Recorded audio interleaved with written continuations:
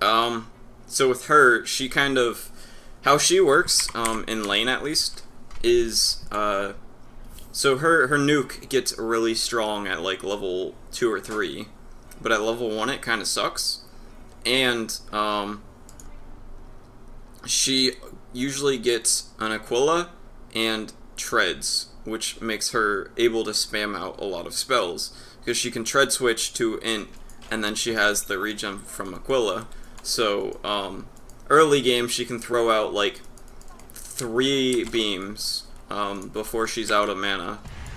Well, it's actually, it's only 225 before she's out of mana completely. But if she does that early, then she's out of mana when she levels up some, and then she's sitting on like no mana. So usually what the lane looks like against a Luna is she's gonna get level 3 and like an Aquila or treads, and then she's gonna start casting her spells more, or she might wait until level 5 and do that. So a way that you could play against that is try to abuse the early game. Like she has low health, low armor ish, and her attack range is next to nothing. She can't get a quelling blade and she can't get a stout shield. So things like poking her with like if you're like a enchantress or something, you're really good at poking her because you have an extra like 300 attack range on her. Yeah, that'd be pretty good. And then possibly getting a wand or a stick. Even a wand would be good, because how she works is she's just gonna keep harassing you and try and push you out. I would say you don't really want to get raindrops to sustain. You want to get them as a buffer for more health, because if you look at the health that you get from a raindrop, it's 120 times 5, which is 600 health, and then you look at a salve, which is 400 health, but the salve is amplified by your health regen, and then the raindrop, the damage block is calculated before your magic resistance, so it's only blocking around 100 damage with a raindrop, and then a salve heals for like, basically one salve is going to heal for more than a raindrop blocks, and she's going to be throwing these out like back to back to back, and she's going to eat through your raindrop in like 30 seconds. Much better, unless you're going for like an urn, or it's hard to say. Yeah, or you just need the mana regen for something, or you're only going to be in the lane for like another like 3 nukes, and then you can leave with 2 charges, then it like might be fine or something like that. Yeah, like I wouldn't ever think, like it's not a thought that would pop into my head to get a raindrop because of a Luna. But if she's casting out spells all the time, getting a stick could be good based on your hero and their supports. And then because she's doing constant harass, the health regen from upgrading it to wand could be really good. And then her supports also get bonus damage from this. So does that kind of help? Like okay. Yeah, and then like her attack range is really low. Her movement speed's really quick though. So that's kind of like, that's how you're gonna lose a lane against a Luna, by letting her get like level 3, level 5 with treads and then Aquila, and then you try and go aggressive on her. Then she's just going to be super strong, and then at level 6, she can do a shit ton of damage. Yeah, if you're alone with her. Yeah. If you're alone with her, she can do 1,000 damage at she can do 1,000 damage in a few seconds if you're alone with her at level 6. So if you are gonna go aggressive on her when she's level 6, you want to do it in a creep wave, and She's not that great at doing like consistent trades. Like if you trade to death with her without Eclipse, she's not that great at it because she can't have a stout shield. She has low range. She has low base damage, and her Eclipse is like, if she can throw it out every 6 seconds and that's just like done. Like if she throws it out and then runs away and then throws it out and runs away, that's a really effective way for her to do it. But if she's just trading you and she throws out one in that trade, it's not as good. Were there other heroes?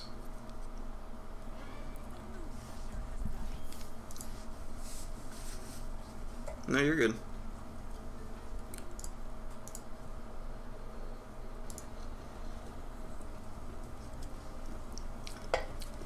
Supports, even if there's certain supports that kind of fuck you over.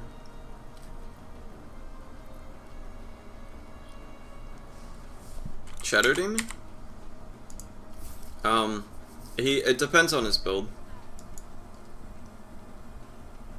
Yeah, if he's maxing this, it can do a lot of damage really early. But it requires... If you only have 3 stacks on you, it doesn't matter, really. 2 to 3 stacks. Yeah. The Soul Catcher? Well, this guy's a setup hero. So, like, if he runs up to you and he's the only one there and you're, like, a Tide Hunter or something, you don't fucking care at all. But... yeah. So if he has, like, a Mirana or something... yeah. If it's a Mirana or a Sand King or something that can follow up, then you should be afraid of him, and the way that you play safely against him is... I'd call that lane a kill lane, where you're not going to get harassed out, you're just going to die. Or you're going to, like, leave with 100 health. But, his movement speed is a little bit below average, and if he's playing position 5, which he usually is, if he's the setup for... like, if there's a Sand King or a Kunkka or a Mirana, this guy's usually the position 5, which means he's not going to get his boots until later on. So what you can do is just try and rush your boots early, and he won't be able to catch you if you position yourself correctly. And then this one, if he's maxing this, just kind of like... it's the same with Sticky Napalm, where a stack or 2 isn't going to do anything, but if you let him get 5, it's going to do 8 times as much as 2. And then, what was the... for if you're laning against him, where is it? You want to get a ward, like, over here, or, like, over here, so you can catch him when he's trying to wrap around on you, if you can. Yeah. Are there other heroes that you can think of? Alright. Brewmaster. What? As an offlaner?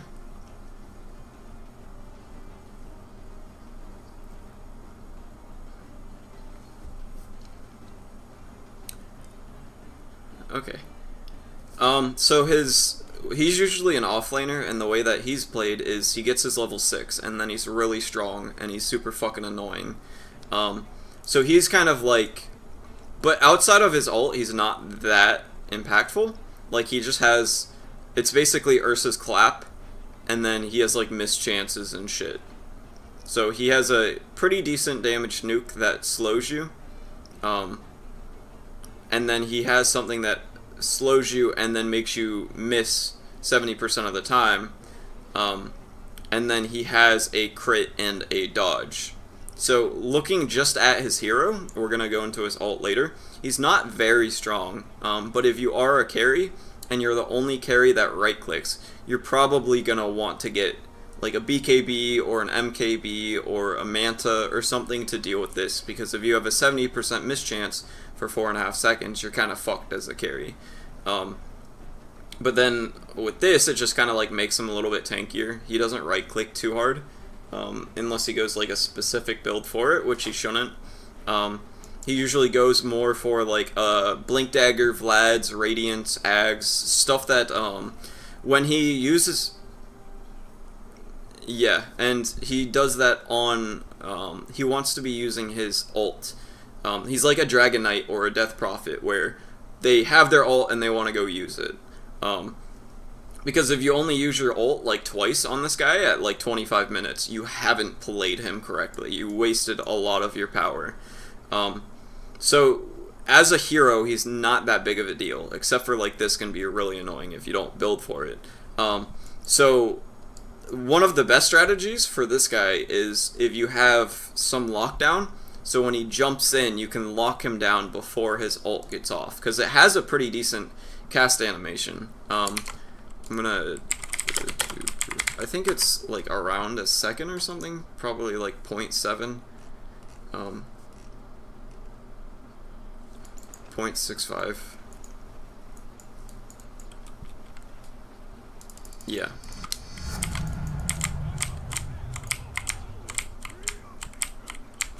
Yeah. See, it's got a pretty long. It's 0.65 seconds. Yeah, this is ridiculous if he gets it on you. You just like can't let him. And yeah, I got you. And then with his ult, so he has 3 different pandas. This one is so there's a order where if you kill the Earth Panda, if he's gonna spawn on the Earth Panda always. Yeah. So if he runs away with the Fire one and then runs away with the Earth one, he's gonna yeah. So if this guy dies and this guy dies, it doesn't matter. Or how do I put it? I need to kill this guy off actually. Because it. Yeah, it's the wind one, I think. I'm pretty sure. But another special thing with I'm pretty sure it's the wind panda. Let me test that real quick while I'm talking. But one of the key features with this guy is if he gets items like Vlad's and AC and Radiance, it works on the Earth Panda. And Gem, so he kind of wants to build more like auras and shit, and then also stuff like Heart and Tranquils work too. So it should go to this guy.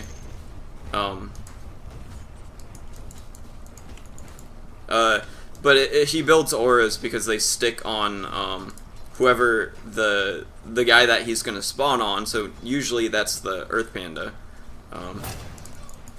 So, and then, yeah, yep, something like that. A little bit. So the Fire one is the one with all the damage.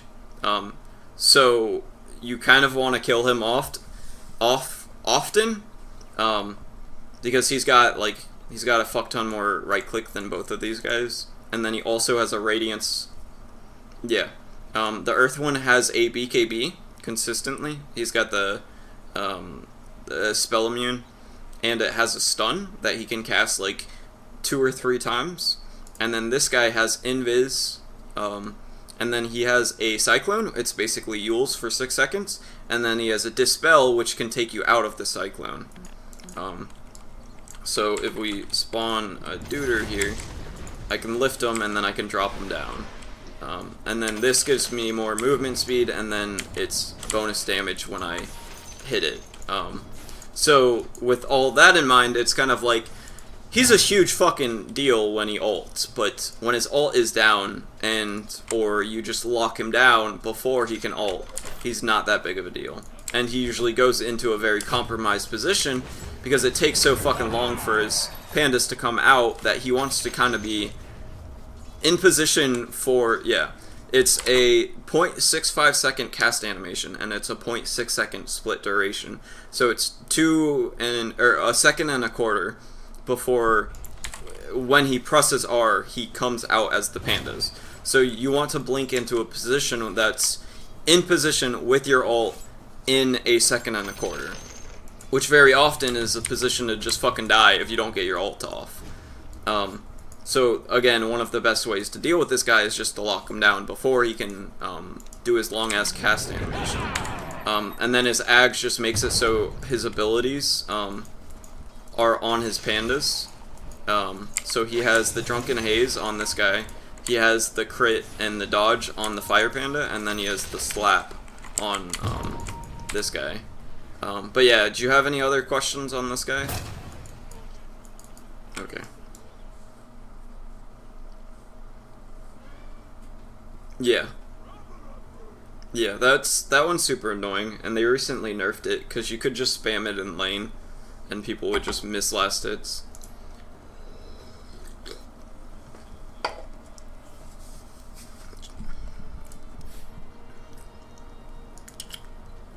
Okay.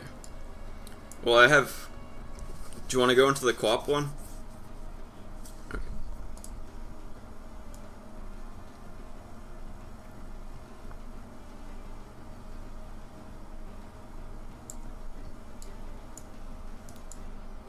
Okay. So translating an early game into...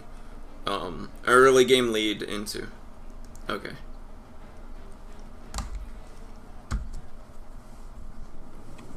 Where you went Midas?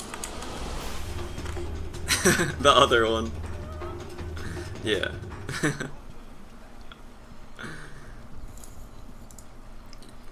Yeah, I got you.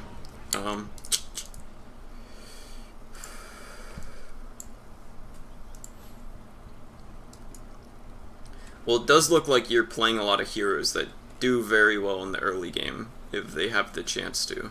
Like Queen of Pain is notorious for being really good in the early game. Dragon Knight, you can't really fuck with him. Zeus, you can't really fuck with him because he just sits back and bolts people. Huskar is really strong in the early game. Sniper kind of not so much, but it's part of it could just be the heroes that you're playing. But I'll definitely watch for it in this game.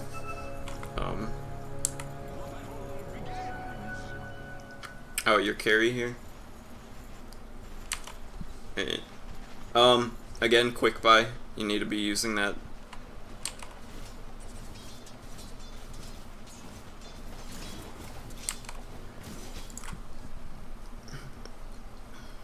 Yeah. Well, that's kind of like even worse because, like, I definitely understand it and it makes a lot of sense, but it's going to make you run into a position where you need to figure out what item you're going to buy when you have like 2,000 gold sitting in your inventory. Whereas if you think about it proactively when you're going out to the lane, yeah, it's keeping you ahead of the curve, and then if you buy out all your quick buy, you're going to be like more likely to fill it out again, and then you're going to have 5 minutes to decide if you want the Veil instead of going straight Orchid.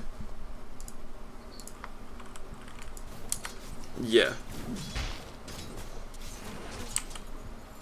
And you should be trying to cast your Q a lot sooner, because it's like probably the strongest spell in the game for early game harass. And you're not going to use this for nuking, and you're not going to use this too much. So it's kind of like you're not going to use your mana for anything else. Yeah. You have 1.5 mana regen for the past 40 or whatever seconds that just hasn't been ticking.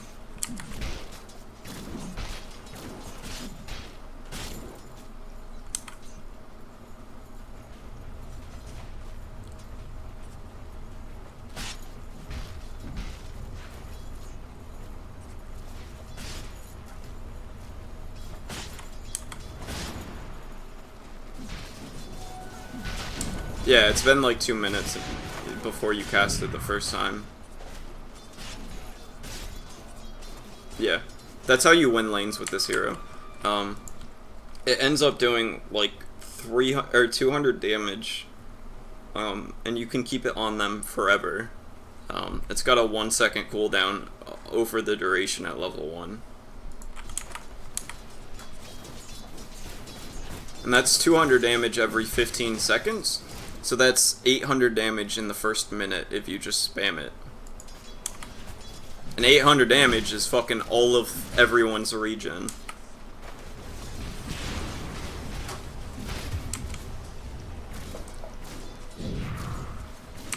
Yeah, you probably missed like a whole cast of it based off of your mana regen for, like it took you probably 90 seconds to cast it the first time, which means it's like 140 mana.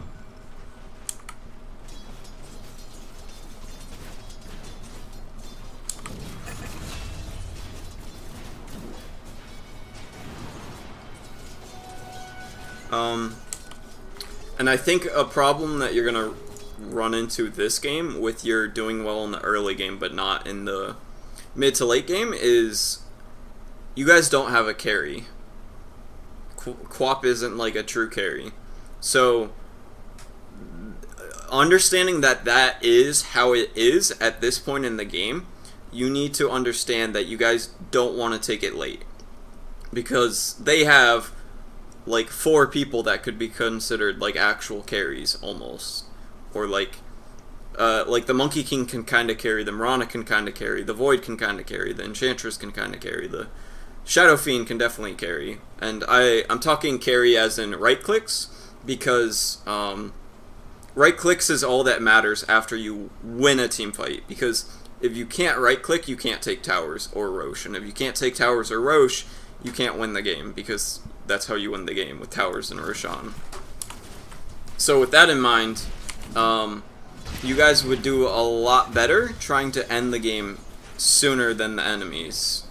Yeah.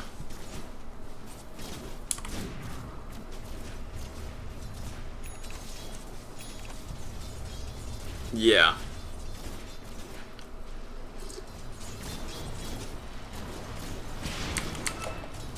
But if the Faceless Void went a Battle Fury, and you guys tried to end the game early, he would be useless the whole time, except for Chrono. So that plays into... and Enchantress is super squishy. Early, based off of her health, like, she's very vulnerable to spells. So your combo is really good against her, with your Scream, your Sonic Wave, your Shadow Strike, Pudge Hook, Pudge Raw, Pudge Ult, this guy's Battery Assault, this guy's Hook, this guy's Flare, Sunstrike. All of the spells you guys have are great against her early, and none of you rely on your right clicks to do a bunch of damage, so her passive doesn't mean shit. And then later on she's going to get like magic resistance and BKB and stuff like that, so you won't be able to kill her as quickly. Yeah, the only things that you can do is Sunstrike, your ult, Pudge's Hook, and then his ult to lock her down. But that might not be enough to kill her when she has more levels. She has Tread, she has BKB, she has magic resistance, she pops her heal. All of that makes her a lot harder to kill later on.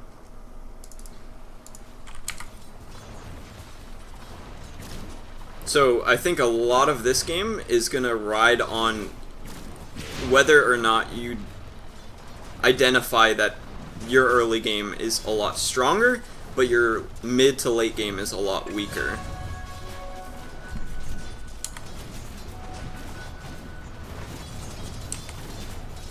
Yeah. And you're going 2 points in it. Yeah, it's so this is better for bursting people down. And farming also, which goes in part with your Veil. Your Veil helps you farm some. Veil's in a weird spot right now. Because it's... I think you had the 2 nulls to last it, and then you were like, alright, well I already have 2/3 of the components. Yeah, that's... I've definitely fallen into that a lot. Where the fuck? I just kind of look at it as a Kaya that you can't farm with as well, because you're not spending 20 seconds at each spot farming it. This is a 7-second cooldown. You usually kill everything with a Scream of Pain, a Veil of Discord into Scream, and then like they're all 1 click left after, and it's 50 extra mana, whereas a Kaya, where's the components for it?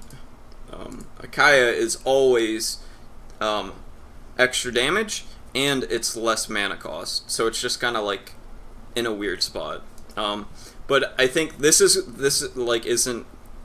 a recommendation based off of the lineup that you have. I would have liked to seen you go something like Treads, Orchid, and like Maelstrom or something, because that would give you it would give you farming ability with this, because if you just use a Scream of Pain, everything's going to be 1 or 2 right clicks away.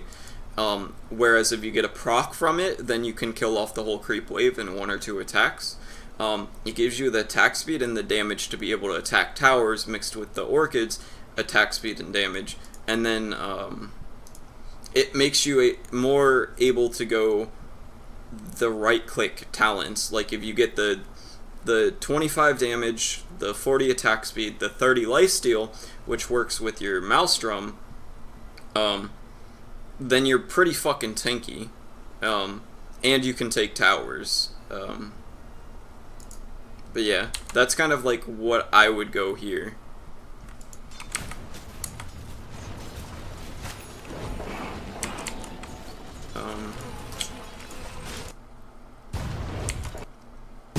And then this here, this blink is wrong, because the way that you have to think about it is, where is this Mirana gonna go? Her safety is in this direction, so you want to move. Yeah, you want to cut it off here so that if she does escape, it's directly into you instead of directly away from you. So if she goes to the safe area, she's going to the dangerous area because you're there. But if you go here, if she goes to the safe area, she's not only going to the safe area, but she's also going away from you. So with that blink, you would want to blink like here or here or something that's just barely in range. So if she does try and escape, yeah. It's a learning experience. That's all Dota is.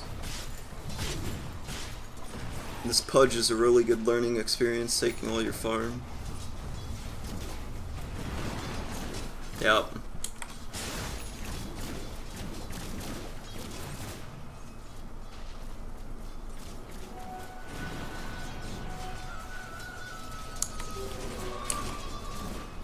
At least you learned. You didn't blink this time, so it's fine. One thing that you should be doing is checking her leap count. Because if she doesn't have leap, you can easily kill her. Like right here, if you just blink in and scream, she's dead. You could have just killed her with this.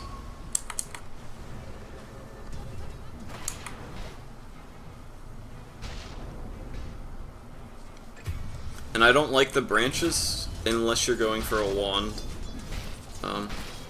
Because the reason they're good mid is because 1 damage can mean the difference between a last hit and a deny, which pays for itself. And then also you're supposed to get shared tangos, and a shared tango that you eat from a branch that you drop lasts twice as long, and that might be enough for you to skip the salve and go for a bottle, or not have to get a set of tangos just because you're like 100 health lower than you want to be.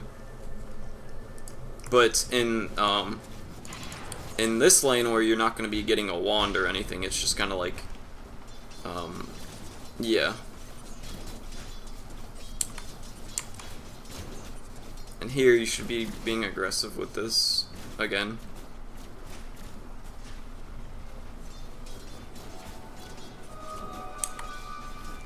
And here, you have a lot more armor than her and more health regen, so you shouldn't be afraid of trading right clicks. Because she has... Do you have more? You should have. Yeah, you have about 2 more health regen, and then you have a little bit more armor. But you right click for a lot more, and your spells... Actually, you do less because she has phase. But your dagger makes it so... If you guys are even, you're super far ahead because this thing just does so much. Because if you look at her spells, her Starstorm is basically the same as your Scream of Pain, except for it can hit you again. and then her arrow does like no damage in melee range. So you kind of just you have this over her, and then also you have an ult and she doesn't when it comes to trading.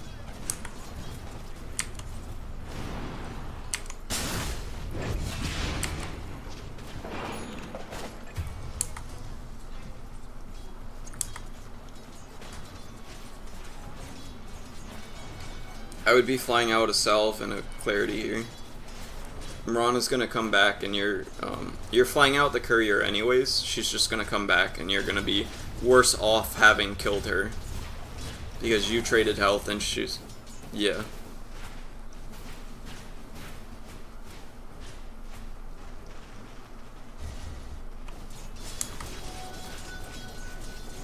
Yeah, Clarity is one of the most broken items in the game.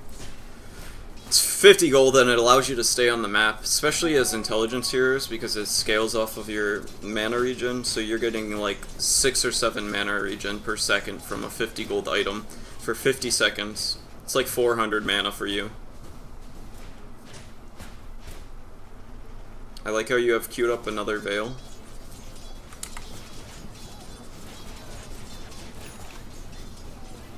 Ah, nice, nice, you bought a second. Feels bad.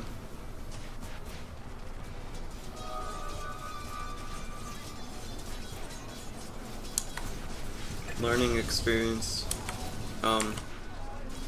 So this is kind of like when you would want to be aggressive with Quap. I think going the Veil and not going aggressive is a mistake.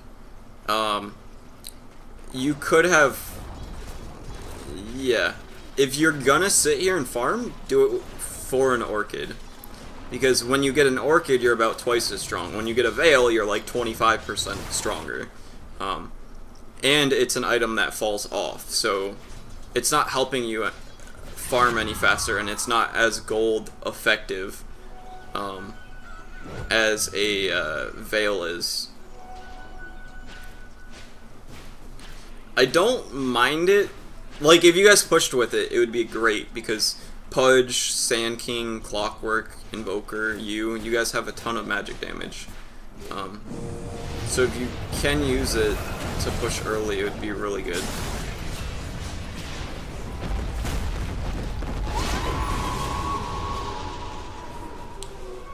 I think this is good. Except for not using your Veil. Yeah.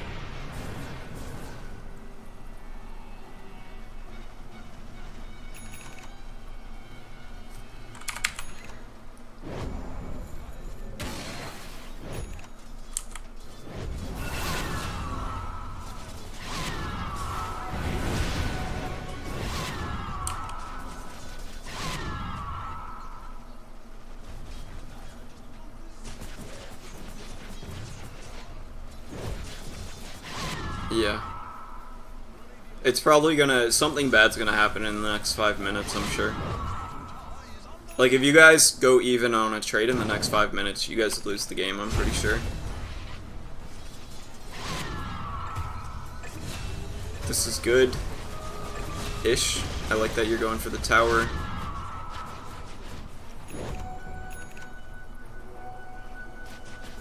Yeah. So might as well get a tower, yeah.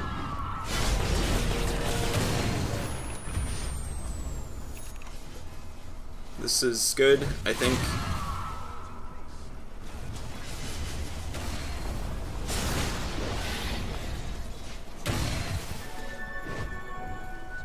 I would not be going the Critalist,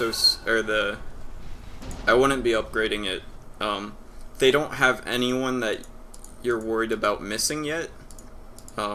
So you're going to be missing the value of, it's kind of like upgrading from Urn to Spirit Vessel. It scales better the later the game goes, because extra parts of it, like the true damage and the crit, matter more when you have more damage, and when they have evasion. Spirit Vessel matters more when they have more healing and more max health. So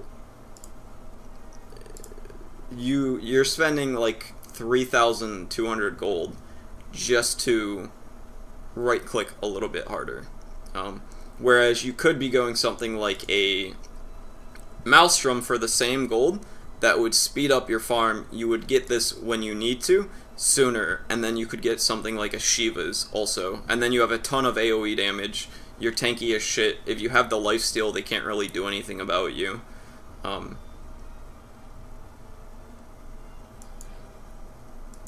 Yeah. Like, if there's a PA and that's the only hero on the enemy team that matters, fucking go for it. It's the same as if there's a Huskar on the enemy team and you have an urn, you want to go straight for the Spirit Vessel. But right now, you're getting 0 value from one of the main reason that you built... Yeah. Yeah. Well, it's... I'm looking at it... The Orchid is great. So I'm looking at the 3,000 gold that's going into the Bloodthorn, and you're missing the reason that you want to spend those 3,000 gold and it be worth it is because it counters evasion. So let's just make up a number and say 2.5 thousand gold is how much that's worth, and then like you're missing that much of the item because it's not doing anything yet. That's like silencing a hero that starts with a passive at level 1.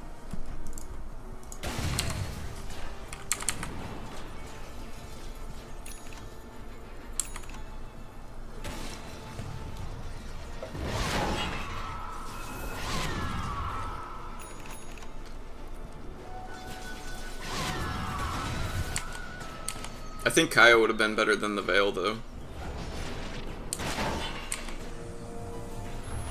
Yeah, it's kind of... I look at it the same way as Veil, just kind of like it scales better, and it's less active. But it doesn't give you the armor and the health regen. So this one's better for the build-up in lane, but this one, the Kaya, is better to just have in general, because the 2 nulls make it really easy to last hit. The health regen and the armor makes it so you're really hard to push out of lane.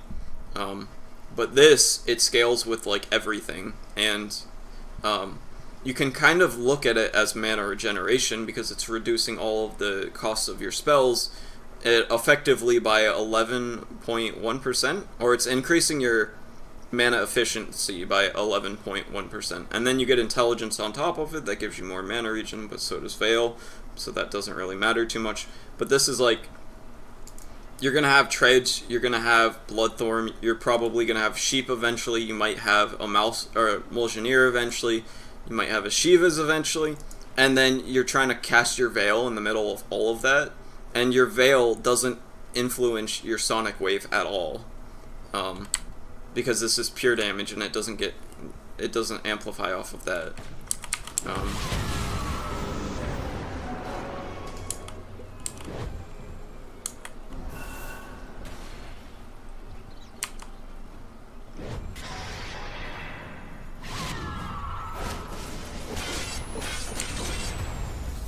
Yeah.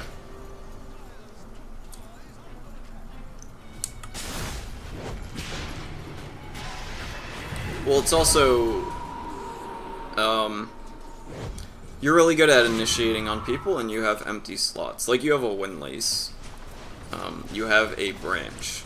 It's not that you don't have slots for it, it's just that you're not getting it.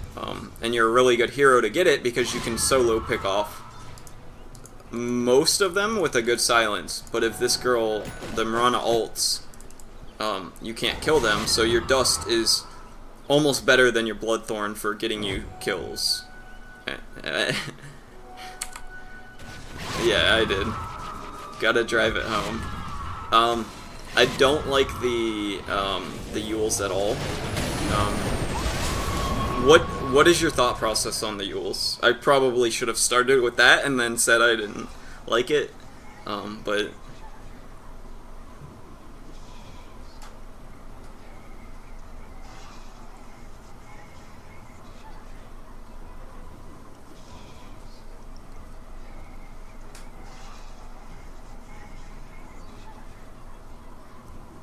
You can't use your teammate. You can Yules yourself, but you can't Yules teammates. You can do that in Han. I don't know if you played Han before, but you can't Yules your teammates. Yeah, you can't. That item would be so fucking good if you could. Yeah, you can. So if Void is chronoing somebody, you can Yules the Void. If the Shadow Fiend's ulting on somebody, it's like a 1.5 second cast time, so if you wait until the end of it, you can effectively stun him for the 1.5 seconds he's trying to cast it. And then it also takes off this guy's Jingu Mastery if he already has acquired it.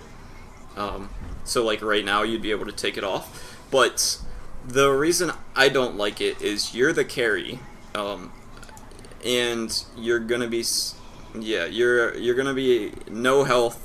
Your right clicks for having a 7,000 gold item is kind of meh, and the cast range on this is short, so if the Faceless Void is on the other side of the Chrono, you can just like walk into the Chrono trying to Yules him, or you have to blink in a weird spot to do it. It doesn't take anything off of you except for this enchant, but that doesn't matter at all. I'd rather see you go like BKB or something, because BKB would allow you to go in and fight any of them. You can't get stunned by anything except for Chronosphere and Time Lock. But if you just BKB, jump in, and silence the Void, you kill him, and then you guys win the team fight.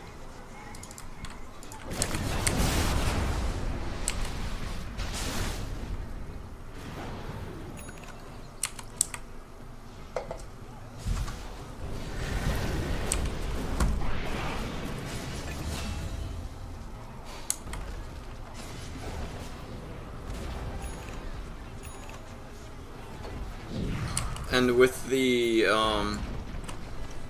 Yules, go ahead. Oh yeah. So what I was gonna get into was looking at the stats and seeing what that provides you right now. The movement speed doesn't really matter because you have a blink that's like a 4 or 5 second cooldown. The mana regen doesn't matter because you already have an Orchid that's solving most of your mana problems. Stacked with the intelligence from it, Veil, and your treads, you're pretty much good. And then the intelligence is only 10 intelligence, which is meh. So looking at the stats, would you want to spend almost 3,000 gold for those stats on your hero? It's one of those where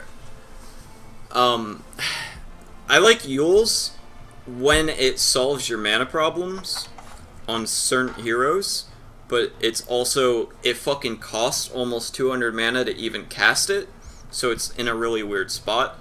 But yeah, it's almost 3,000 gold, and the stats you get out of it are super meh. The mana regen, you already have a bunch, so you don't really, like, if you use your spells correctly, you don't have to worry about your mana regen at all, so you're missing that, which is one of the key things that I like about Yules. The movement speed, you have a blink. Intelligence, meh, it's 10 damage. The Cyclone doesn't set up for anything for you. The cast range is tiny, so you have to blink in and then Yules somebody. It doesn't dispel anything off of you. It doesn't dispel anything off of them, except for Jingu stacks. It's kind of like you're getting it as... I think you're getting it as a mini Orchid of sorts, where you just stop them from doing whatever spells they want to do when your Orchid's on cooldown. Does that sound accurate? So with that in mind, wouldn't you much rather go for a Sheep Stick instead? It's twice the cost, but it also gives you 200 health. It gives you a 3.5 times the intelligence, and it's the cooldown, or the active lasts longer, and it actually gets you kills. If you Orchid,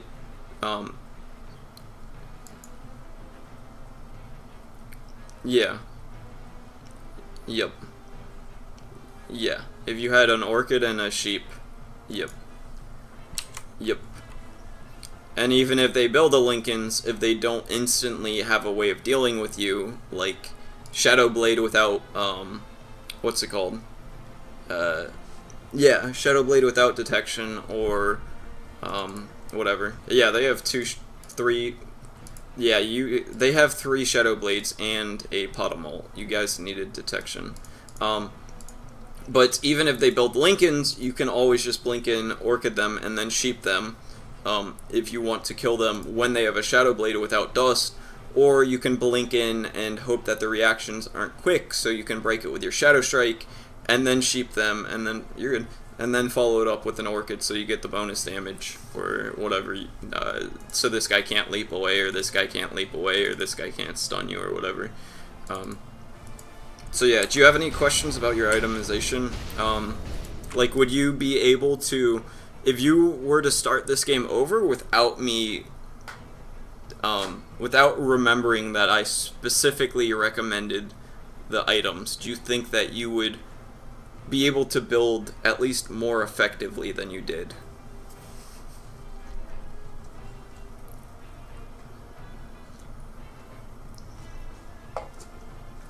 Yeah. Well, the thing with the Orchid is it's good if your team, the Veil would have been great if your team grouped up with it and tried to take early objectives with it, but depending on the games that you're getting in, yeah, depending on the games that you're getting, it might not happen. So go on.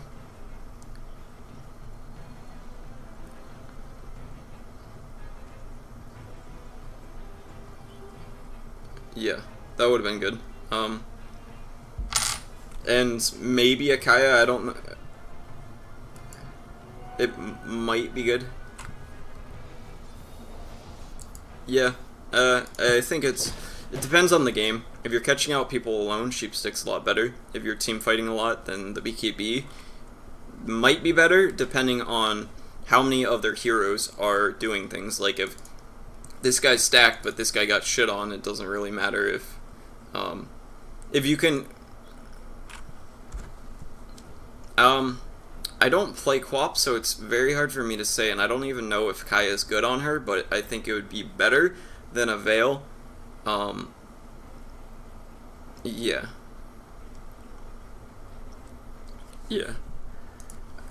I think also if you're going for a Orchid right away after it, it's kind of like you're missing the mana part from the Kaya, because the Orchid will solve your mana problems enough. So, yeah. But if you are snowballing and you need to continue snowballing, it can be a really good early game pickup, because it costs less than half of what Orchid does, and it affects everything you do. So, like, if you go gank with your ult, you might get a kill with a Kaya where you wouldn't if you only had a Oblivion staff. And then from there, you can snowball hard.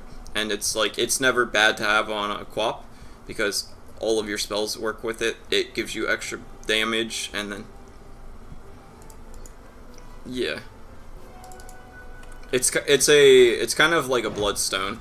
And if you can spam your Scream of Pain more, then you might farm faster, so it could pay for itself like that.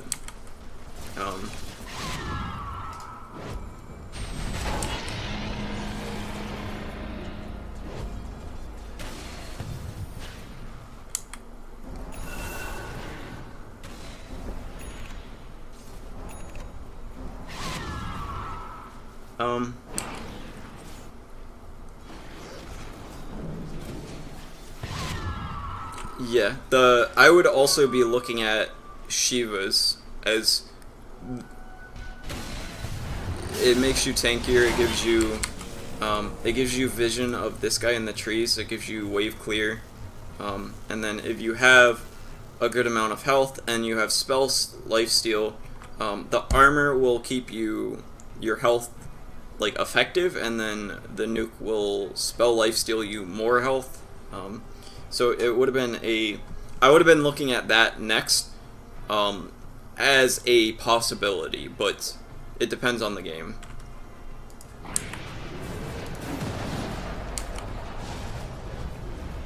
Yeah. Or if you see that, like, there's this guy and this guy and maybe her, like, or if you see them going Butterfly, then I would start moving towards the Bloodthorn and try and time it so I have it near when they finish their Butterfly, because a Butterfly from scratch is 5.5 thousand, and then a Bloodthorn from Orchid is only 3.1 thousand, so it's 2,400. Yeah. Yep. And then if multiples of them buy it, it's even more effective. Like if the Faceless and the Shadow Fiend both buy it, it's better. But yeah, I think the game's kind of over here. So do you have any questions? Itemization, how to play the game? Okay.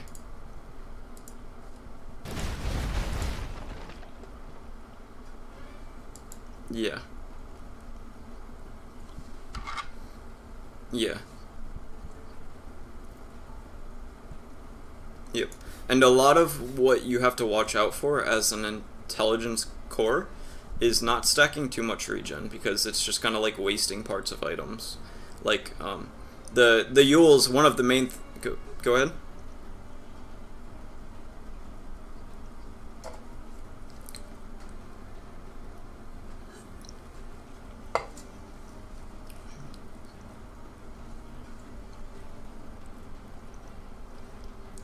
Yeah.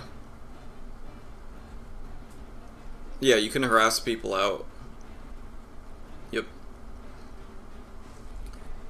But the thing that you want to pay attention with her is like the Yule's. Yule's is really good on certain heroes if it solves your mana problems. So like it used to be really good on Lena, because it'd give her a bunch of mana regen. Her movement speed would stack with this. It would set up for her stun, all of that. But yeah, and then also with Quap, it's kind of like Orchid is basically picked up every single game, and then the items that are considered after that are like Sheep Stick, which with a Sheep Stick and an Orchid, you're never gonna have any mana problems. Shiva's gives you a lot of intelligence, which gives you more mana regen. It's just kind of like you have to watch out for not overstacking your mana regen. Yeah.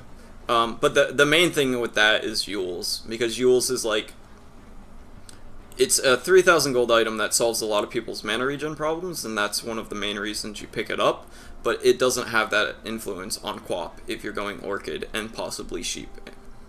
Yeah, exactly. So what was another game you wanted to get into? It's...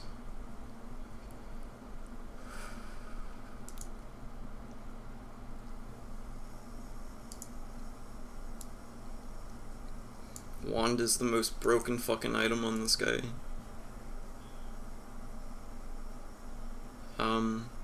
Depending on your lane, I would have rather seen you go, I would have rather seen you get the armor,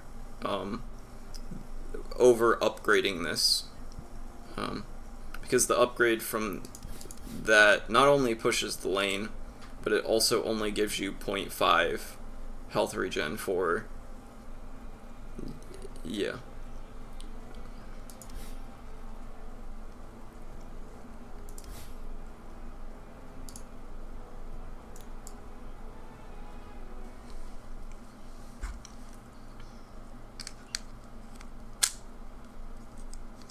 And it only gives you 33% more health regen for more than twice the cost.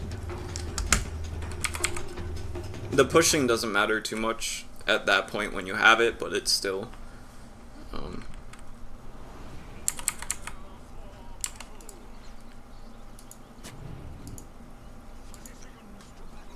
And here, usually you want one extra branch, and then you want to go for like a fairy fire or some shit, especially... Yeah. Yeah. Oh, it's... Oh, that's what you're going for? I really like fairy fire on this guy. This shit's broken. It's 2 extra damage instead of 1 for 20 more gold. and the last hit on you, especially as mid, it's again going back to the last hit instead of deny. But also, if you use it while you have Ghost Shroud, it's a fuck ton of health. Especially because they've been buffing it recently. So 85, it gives you like 150 health on top of your wand charge, on top of your death pulse. So like, it makes it very hard for them to kill you.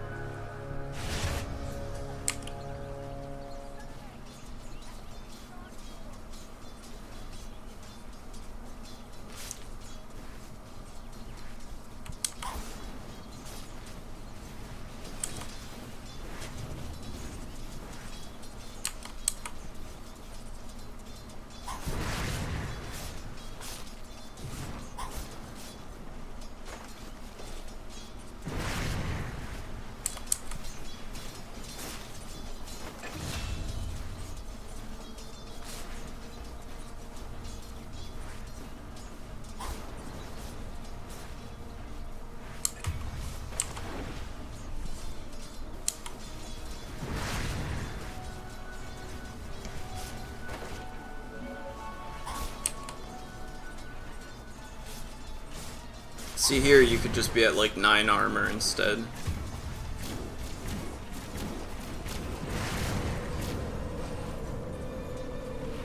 Raffle. Sad thing is, Necro before the changes used to be able to do that in like 3v1s. You just... yeah. But like, he'd fucking be 0 and 0, and then you just get a triple kill when you gank him at 5 minutes.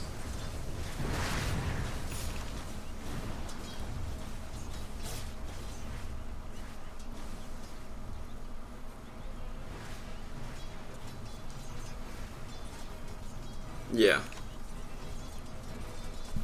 I saw a picture on it, and it's basically they moved it up to... it would be right here. So it's basically touching... the old one is touching where the new one is. So this one would have been right here, where the front of the old one... what was that? You can still pick them. You can still run through here. Lol.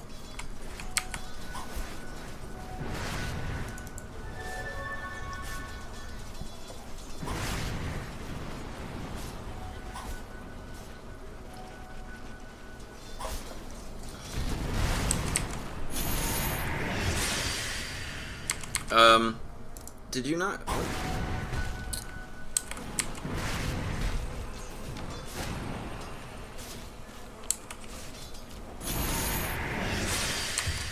Oh, she got the kill. That sucks. You would have been full health and mana if you pressed W after the kill.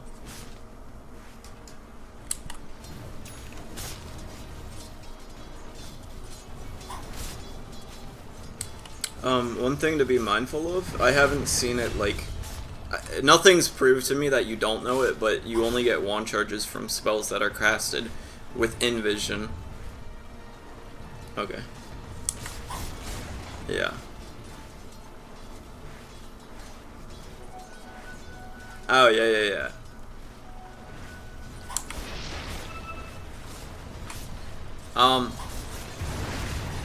I don't know if I like the... okay. You good? Okay. I don't like you going Greaves this game. I think going Kaya or Veil would have been really good this game, because they don't have anything that you want to dispel off. Like, if they had a silence, then Greaves is amazing, because if you just get silenced and you can't Ghost Shroud, you just kind of die. But the only thing that... yeah. Yeah. Because that's mostly what you're paying for, when...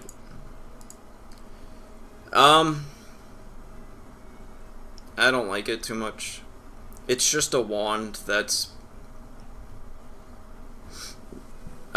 it's, I guess, kind of... part of it is if you're gonna push early, it's really good. Yeah. Because this is just kind of like a, what is that? A 15 charge wand that's like 5-6 times the cost, and it uses all your mana, and it's long as cooldown.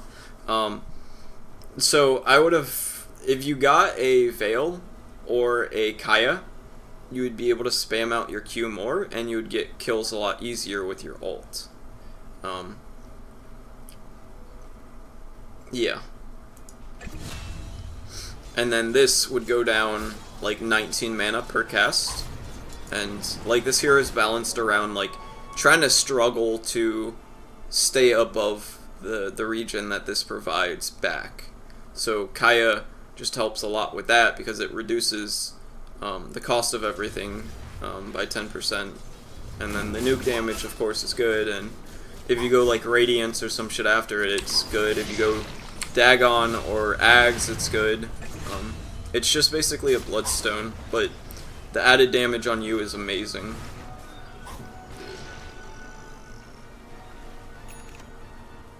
Yeah.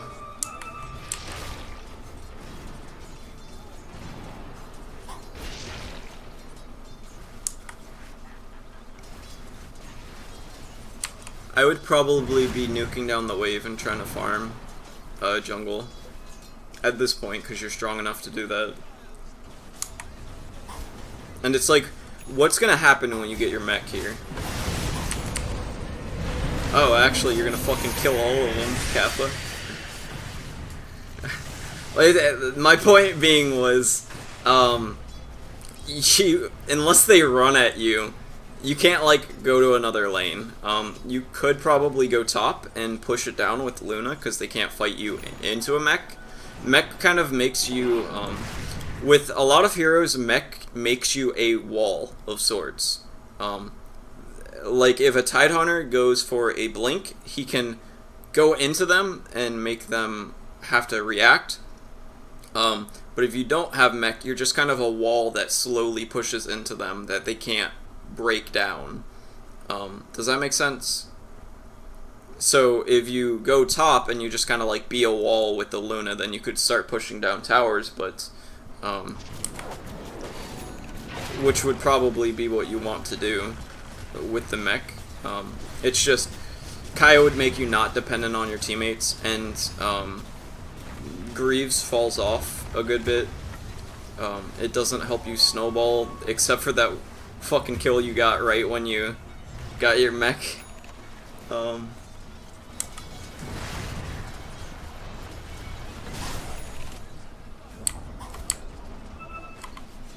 Yeah.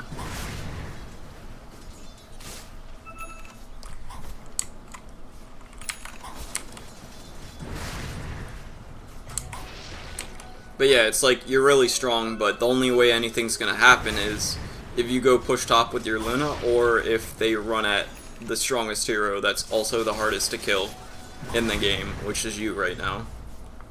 So it's kind of like you're betting on them fucking up for you to be able to do stuff here.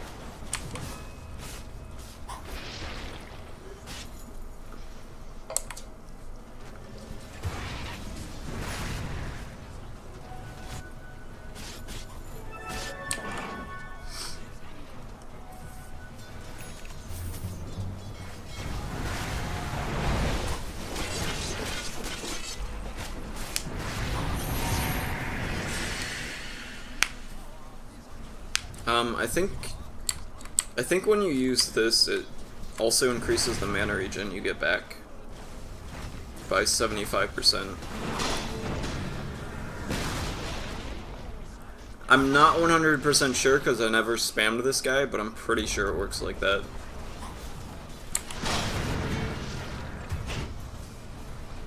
Because it says restoration, it doesn't say health restoration or anything. But like, if you had, I'm thinking like a Blinky Kaya here, you'd be a lot more active and able to push your lead, because you can have a lead with this guy just by having levels in the early game. And the mech and the Force Staff are kind of like overkill of sorts.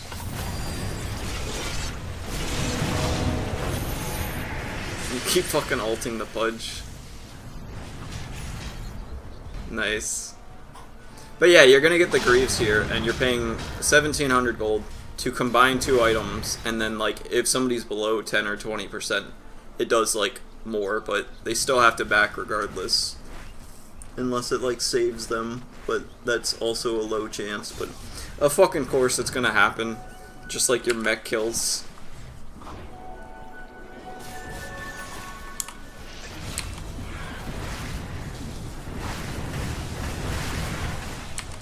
But yeah, if we look at Greaves on your hero this game, its boots are 400 gold, so it's 5,000 gold for a 250 heal. Some armor, some mana, but the Dispel doesn't do anything.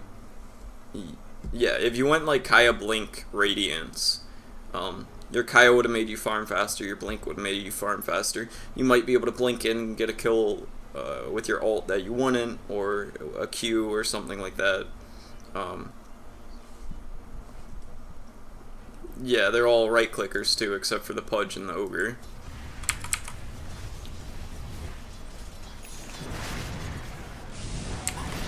And then you could go something like a Kaya Blink Radiance Shivas, and you would fucking demolish all of them. Because they attack slow, you have a ton of armor, they have mischance.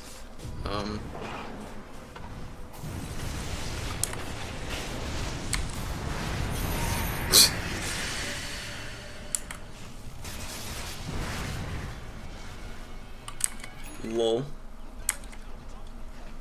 Attaboy.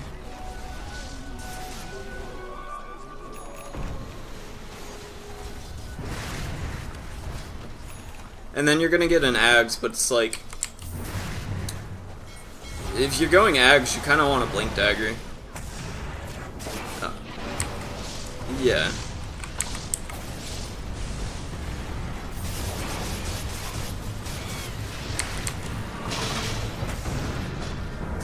Also, you're being very afraid, which is not something you want to be doing with your build.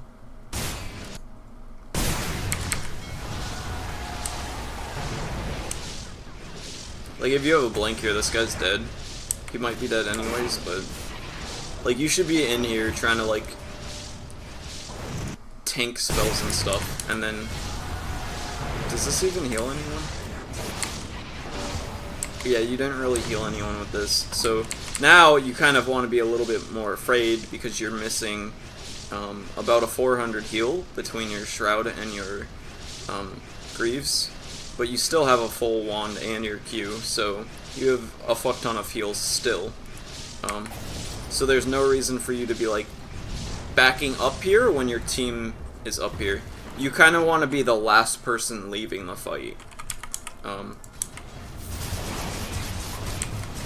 Like, if you could have tanked some of those slashes, your Kunkka would be a lot more fine. You can just kill this and then probably kill the Juggernaut. The Kunkka also could have just not X'd himself.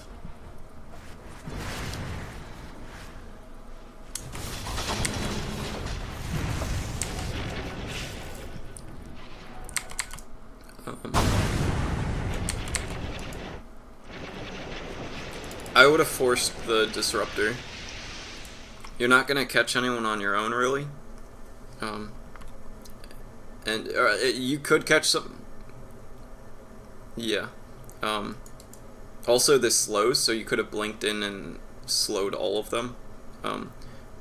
But here, in this current situation, the best thing you can do is push the Disruptor. You could push yourself and ult somebody, but then you wouldn't be using the kill and the damage from this as much. But if you get the Glimpse, then you get the full Glimpse, and then you get the full ult with the cooldown timer and the damage. It is this guy's fault, though, because he's got way too many points in this. He should have this maxed out, but yeah. Well, it's kind of like, you know he's going to be going for the Glimpse, right? Yeah. Well, I mean, he's going to be going for the play of glimpsing the enemy teammates rather than skilling up glimpse maxed first, and yeah, which is dumb. But you know that if he's TPing in and he drops his ult and all of that, he does want to glimpse the enemies. So he's going to be running at them and trying to do it, and your Force Staff will only help with that, regardless of however many points he has in it.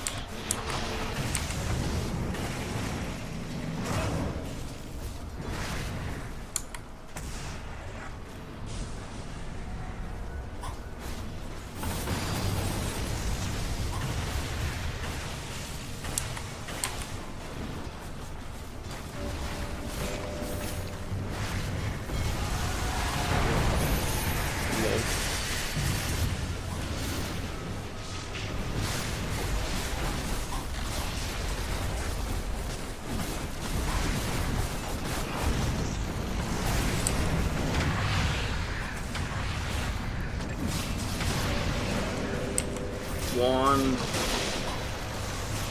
feels bad. This is another of, you want to be in the front, or you want to be the last one leaving. So you should be, yeah. Which is kind of weird, but still. Yeah, it's like you're not going to get anything if you get kills. They have the tier 2s up, but still you want to be the one that's,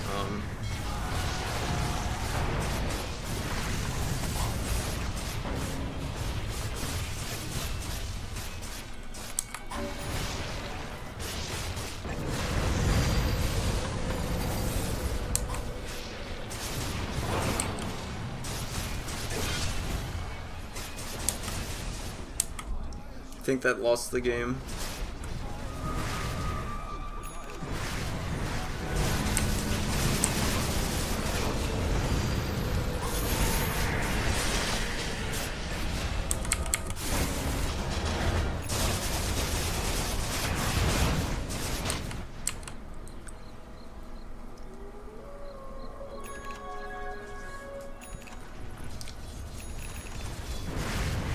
Yeah.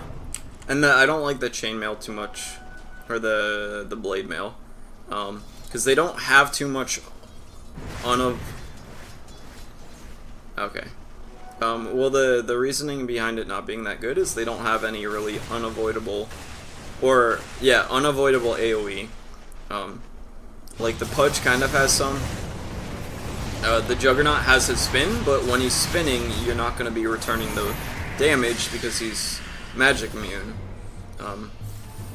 so it doesn't do anything to him. And then Pangolier ult makes him also invulnerable. So, and then PA and Juggernaut, when they are doing damage to you, you can just press your W and be fine. So it's kind of one of the things about Blade Mail is it's kind of like nobody wants to attack a fucking porcupine because it's just gonna hurt himself. So it's a pseudo ethereal blade, or a ghost scepter of sorts. Yeah. Lol, he's dead for an hour. Necro is a fun hero.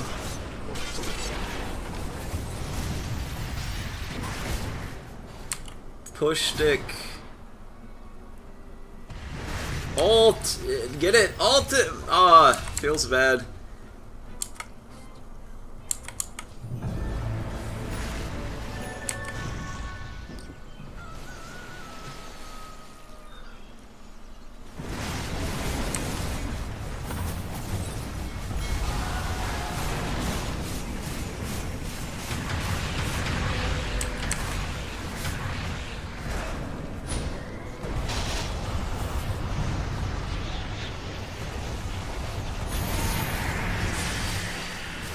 Feels bad.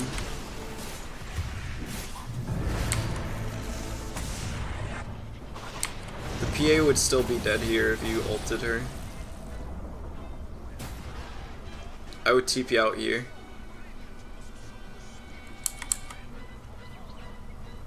Okay, that was good. I'd be going Shivas now.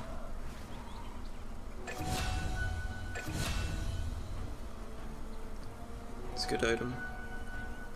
Good, you're going for it. Learn.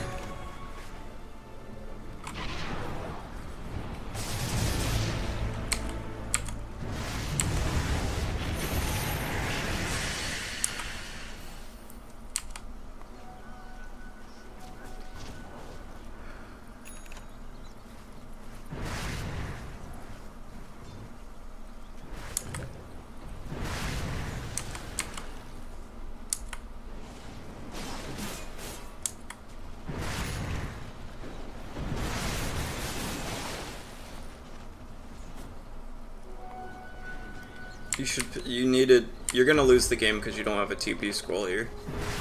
I'm calling it right now. You walked past the side shop and you didn't get a TP scroll. And you didn't get your Shivas.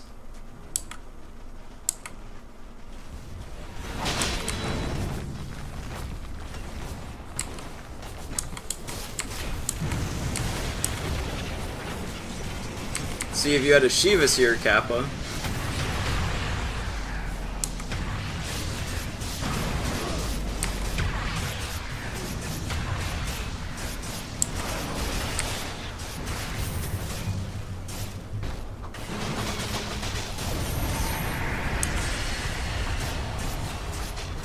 Actually, if you had your Shivas there, you would have killed them in your ult. Your Luna would have lived. If you hit him with the 200 blasts and then hit him with the bonus damage from your ult. The Luna would have probably still died, but you would have got the kill, and he has no buyback. His death timer would have been like 150 seconds. You would have had a lot more health at that point because of the 5 extra armor and the attack slow. I think actually the Luna,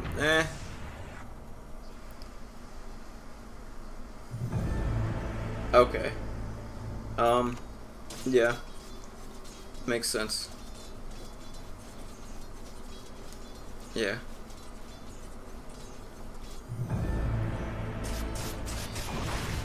Okay. I actually haven't, like, I've just not thought about buyback at all in most of my games because it's kind of like, I guess I'm at a point where I understand the game enough to know when I'm gonna die, but I'm also position 4, so usually if I die, like, I'll play Clockwork, and if I buy back and I don't have my hook shot, I'm kind of useless, so,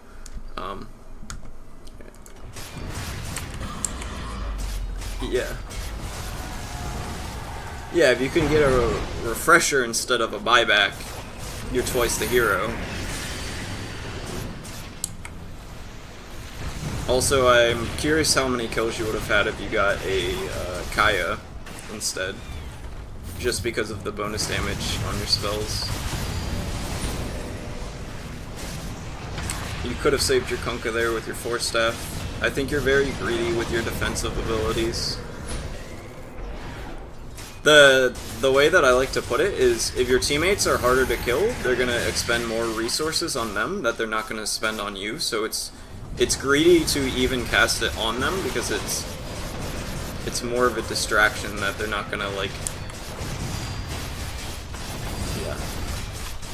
yeah. So do you have any final questions or anything? Okay.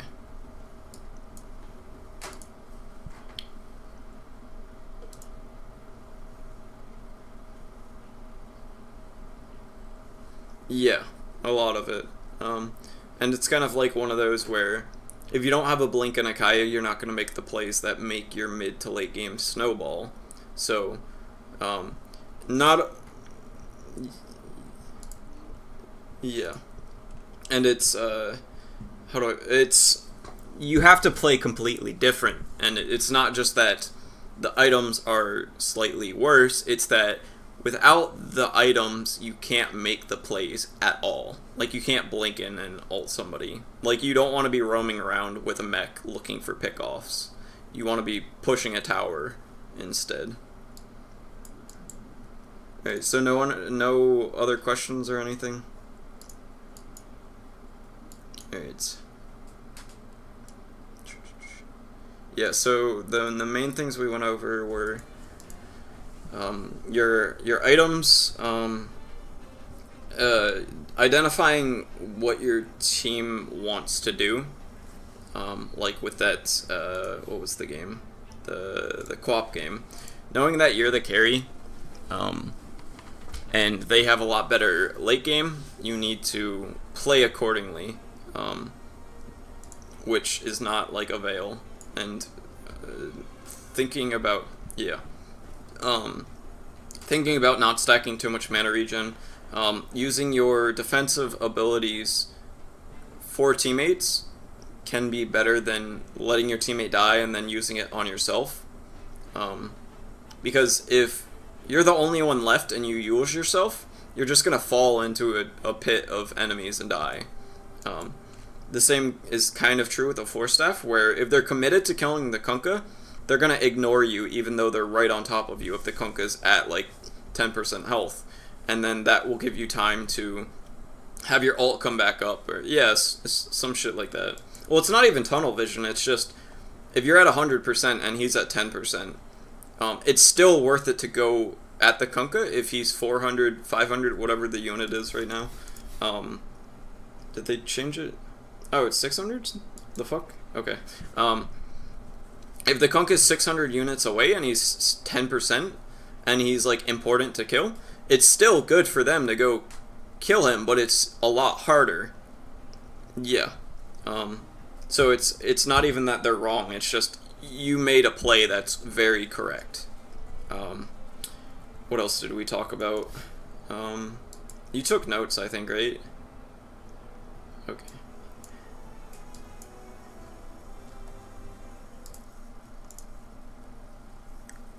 Yep. Yep.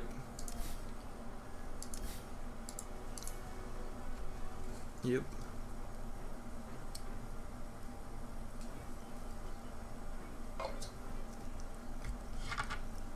Yeah. Yep.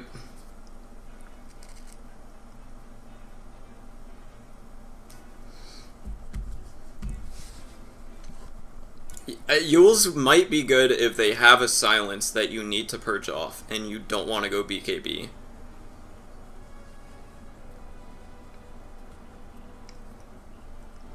Yeah. Yep. Yep. And with Sheepstick, it's important to note that its value increases and decreases directly related to how many important heroes they have on the enemy team. So if they have a 4 protect 1 lineup where they just have like a Huskar and like a Dazzle and a Oracle and a Tide and a Puck or some shit, if you get a Sheep and you sheep the Huskar, you guys win the game. Whereas if they have a Spectre, a Tinker, a Beastmaster, all of that shit, then its value goes down a lot because, yeah, if their balance of impact is skewed significantly onto one hero, then the value of Sheepstick goes up a lot. Also, against Slark, it's fucking amazing because he can't Dark Pack it off. Which is the stupidest fucking shit in the game. That just killed that hero.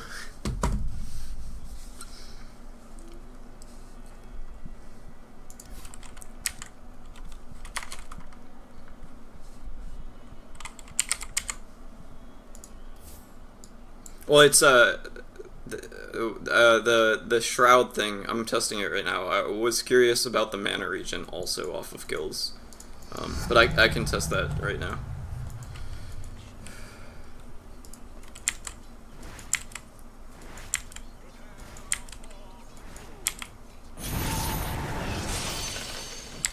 Yeah, it does. It increases your mana regen.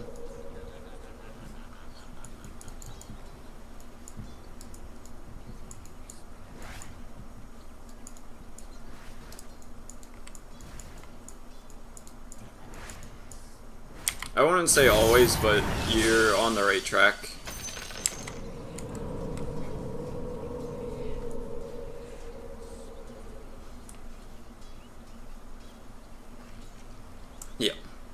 Dagon's also good to throw in the mix, depending on the game. Well, yeah, I hate it on a lot of people, but like there's certain ones where it sticks out. Because if you have a Blink and a Kaya and a Dagon, yeah, it destroys people. Yep. And E-Blade is also good on this guy, because, yeah. And go Dagon E-Blade, but only on Necro or Tinker. I think there's another hero, Shadow Fiend, sometimes can get it, because he has, oh, wait. Yeah, I think so, because she had Spell Amp, maybe, but yeah. Yeah, and she can right-click with that build, because she gets the agility from the E-Blade.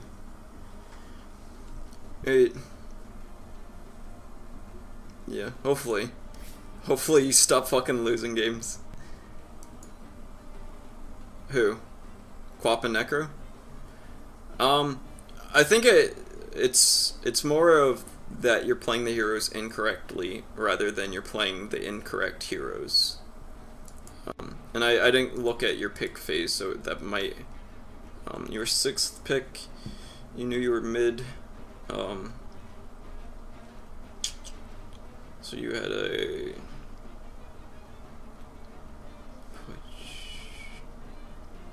So you knew they had a Juggernaut, a Pangolier, and a PA. I might have wanted to see you go Dragon Knight this game, because they have Pangolier, they have Juggernaut, and they have PA at that point. And yeah, it's all physical, so it's still good with Necro. But Dragon Knight fits into the lineup of, you guys have the Luna, so you guys want to push, and Dragon Knight with a Luna can push really hard. Yeah, and with a Disruptor and a Luna, you're missing actual lockdown, which Dragon Knight provides. So Dragon Knight would have been good this game. Who else, maybe? That's the first one that comes to mind. Yeah, I don't think it's, like... I wouldn't say Necro's a bad pick at all. Unless Necro's just bad in general, which I'm not sure of.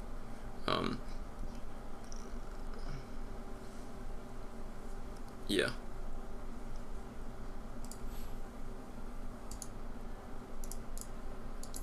And then this game, you were 5th pick, Quap. So you're the shitter that took the lane. You went Quap when you had an Invoker. Oh. Okay. Yeah. And then, okay. Yeah. Okay. I got you. I would have tried to pick something that synergizes with Invoker. Because if you can pick a offlaner that sets up for Sunstrike, you can snowball super hard. Like a Nyx, where you scout people out. Yeah. Heroes like that, they're balanced around... If they're even, they can sometimes kill people. If they're ahead, they can usually kill people. If they're behind, they can't kill people. But if you throw in a 400 damage nuke, pure damage, out of nowhere, the heroes that are even can almost always kill people. The people that are ahead do always kill people, and then the people that are behind can sometimes kill people. So it just shifts it all a lot more. Yeah. Who else would be good for the off lane with Invoker? Mirana's not bad if you can get an arrow, but I don't really like Mirana off lane at all. Magnus would be good, Void would be good. Magnus wouldn't be good. Clockwork. Don't pick Magnus. Axe would have been decent. Sand King would have been good.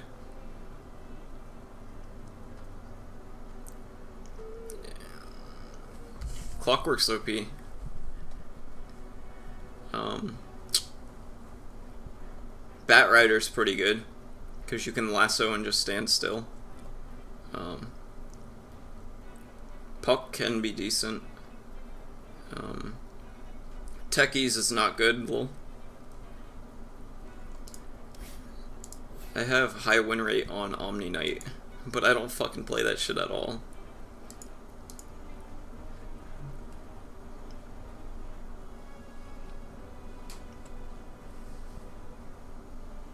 He does that even if you do have a good game, unless you go Dagon E-Blade.